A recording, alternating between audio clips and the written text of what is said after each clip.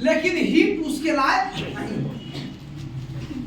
यही बात कहने का अर्थ है कि यदि इन्फ्लुएंजा में जाड़े के दिनों में कम से कम ये फैलते हैं, फैल सकते हैं, लेकिन कम फैलने का कारण है कि जब टेम्परेचर लो होता है तो इनमें मल्टीप्लिकेशन यानी गुणन की जो प्रोसेस है वह कम दर हो जाती है।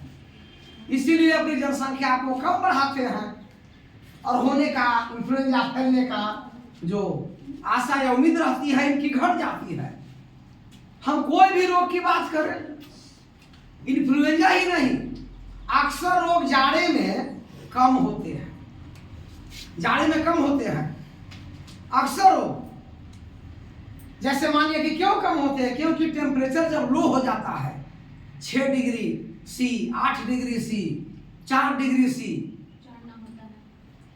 तो ऐसी स्थिति में इनका जो ऊपर का कवर है, कवच है, यानी जिसे मेम्ब्रेन कहते हैं, उनके द्वारा विखंडन, खंडन, गुणन, ये सिस्टम में कमी आ जाती है। और कमी आने के कारण होता यह है कि उनकी जनसंख्या बढ़ नहीं पाती, और जनसंख्या नहीं बढ़ने के कारण होता यह है कि वह रोग फैला नहीं पाते। केवल एक चीज, यानी जाड़े में ज्यादा पनपते हैं। आपको बताया गया था, ऐसा तो याद होगा कि छोटे बच्चे में होता है न्यूमोनिया। ऐसे अगर उचित टीका नहीं लगे, अगर उसका कुछ मात्राएं बच गई हो, पूरा कोर्स नहीं लिया दवा का, तो बड़ों में भी पनप सकते हैं। अब बड़े में पनपेंगे तो ठीक कभी नहीं होंगे। यानी इसमें फेफड़े की बीमारी न्यूमोनिया है, बताया गया था। और यही एक ऐसा रोग है जो जाड़े में पनपता है। अगर निमोनिया के रोगी माठा, दही, केला, फल के जूस, ये सब, गन्ने का रस पी लेते हैं, 2-3 दिन तक सेवन कर देने से निमोनिया हो जाएगा। यही एक है जो जाड़े में पनपता है, बाकी सब जाड़े में ज्यादा पनपते नहीं है।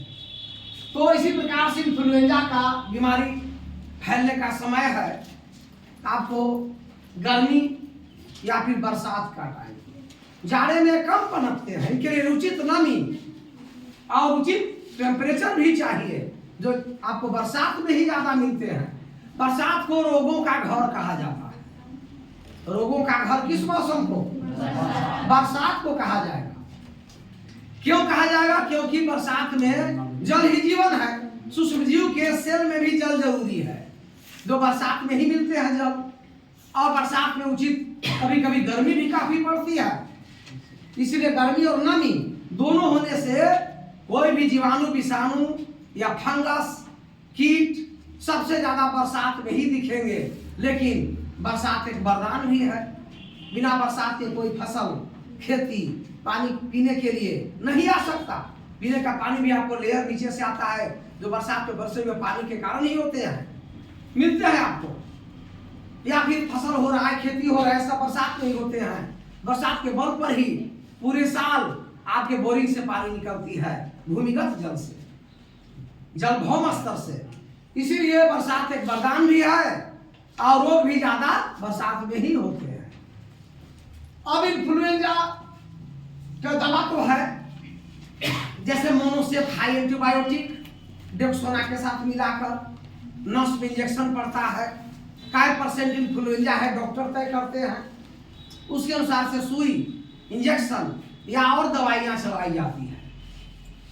तो अब बात यह है कि कुछ समय पहले जब इन्फ्लुएंजा की दवा टीकाकरण बन गई तो इन्फ्लुएंजा के विषाणु मरने लगे।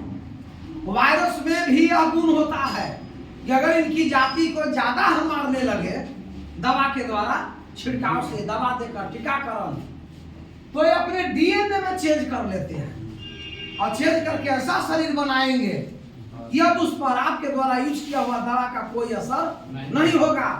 अब फिर आपको नया दवा खोज करना होगा, नए पावर की दवाइयां बनानी होगी, तब भी मरेगा। और इसी प्रकार से टर्पियाल फॉर बीटा, जो या इन्फ्लुएंजी भी इसको बोलते हैं, इन्फ्लुएंजी, यह जो है रूप बदल लिया और H1N1 में बदल गया। और अब यह बर्ड फ्लू और स्वाइन फ्लू फैलाता है। स्वाइन फ्लू होने के बाद इन्फ्लुएंजा से के दवा से ठीक नहीं होगा, इसके लिए और हाई एंटीबायोटिक चाहिए।